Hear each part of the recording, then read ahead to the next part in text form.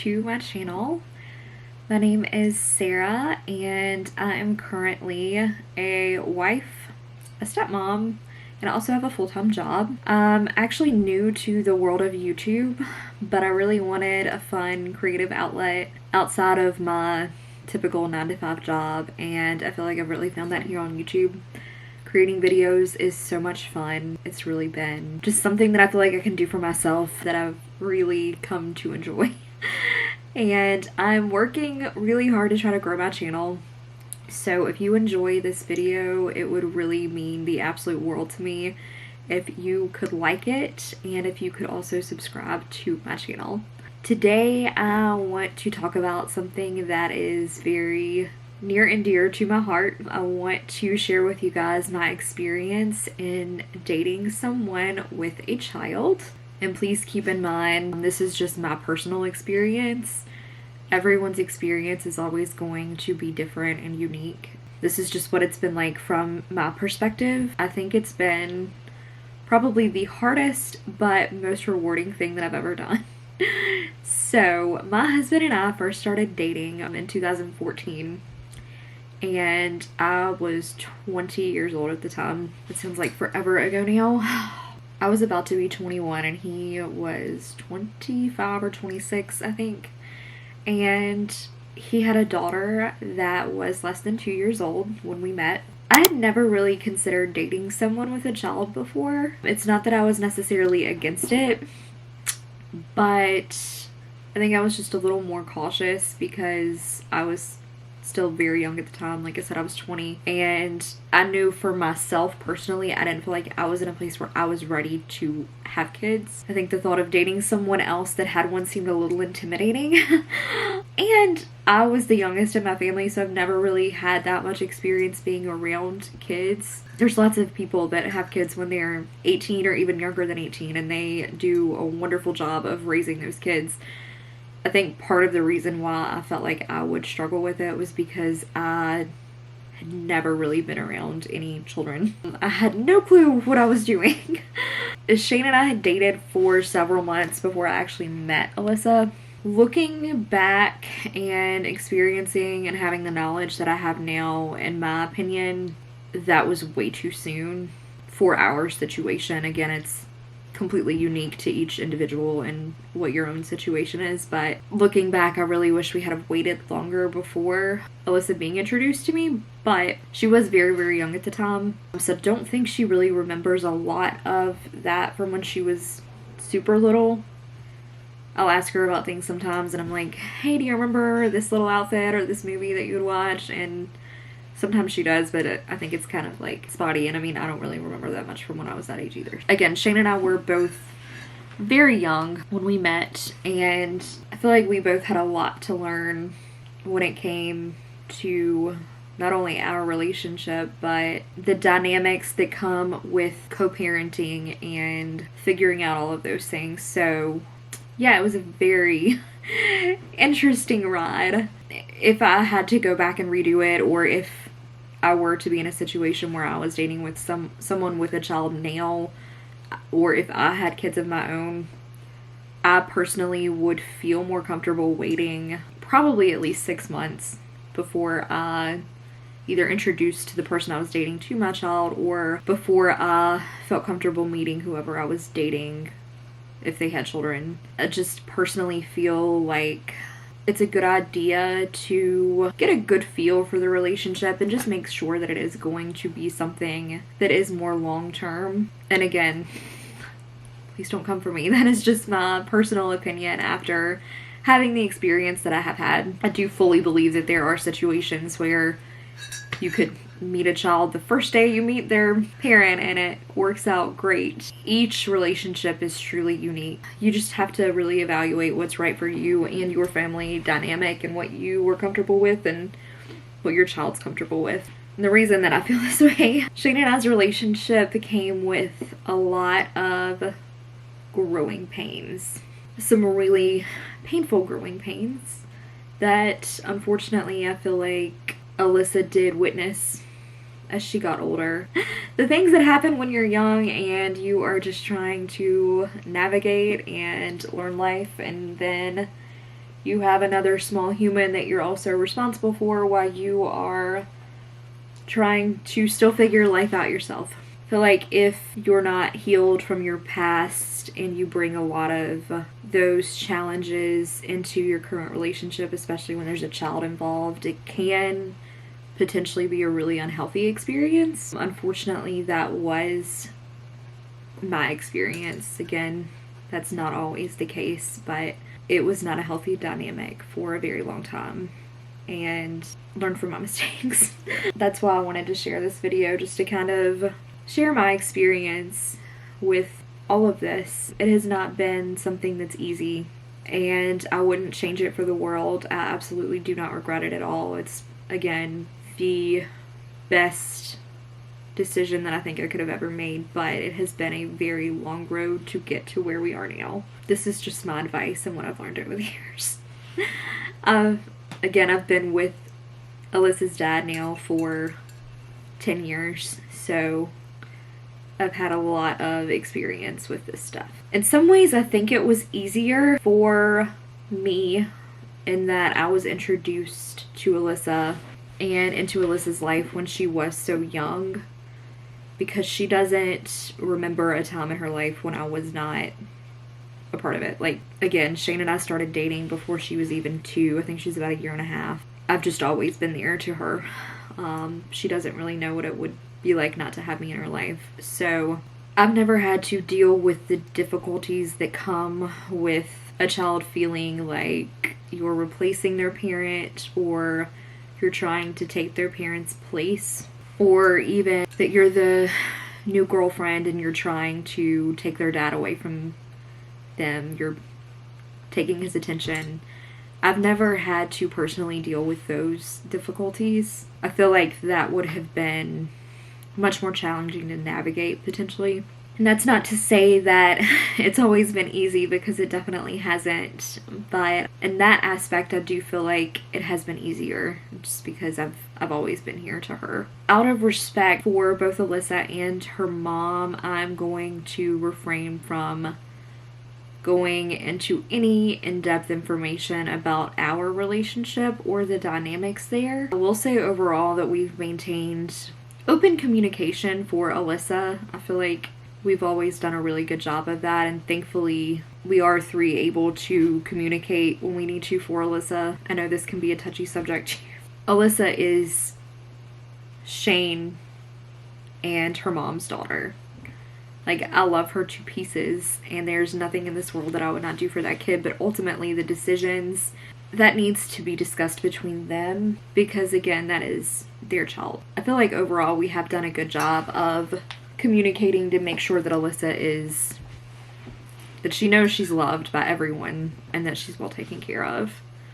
And that ultimately is the biggest thing and what we all want. We all love her, and we want her to be safe and cared for, and just to know that she's so loved. When Shane and I first started dating, I feel like I've always went into this relationship and knowing that he did have a child with the mentality that I could not and would never want to replace her birth mom.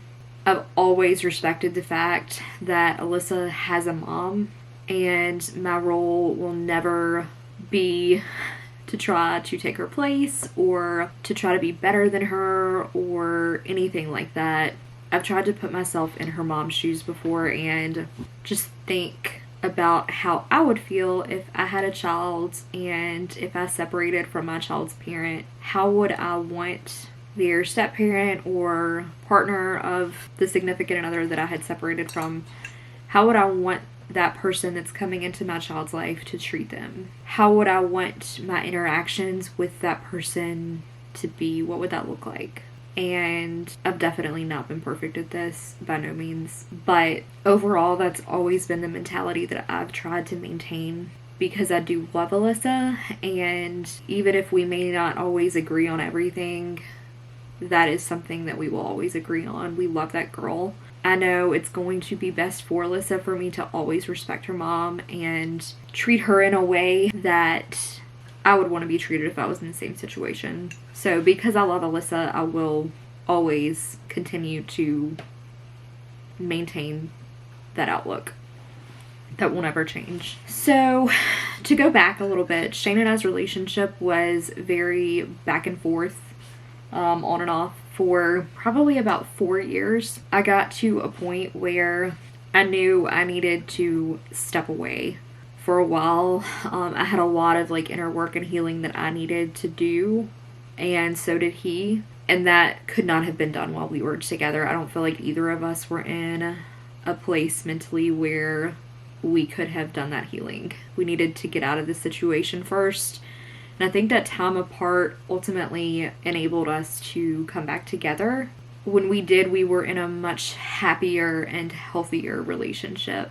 We were apart for probably about 1.5 to 2 years and have very limited contact during that time. I will say this was the hardest part for me in dating someone with a child. While we were apart from each other, I did not get to see Alyssa.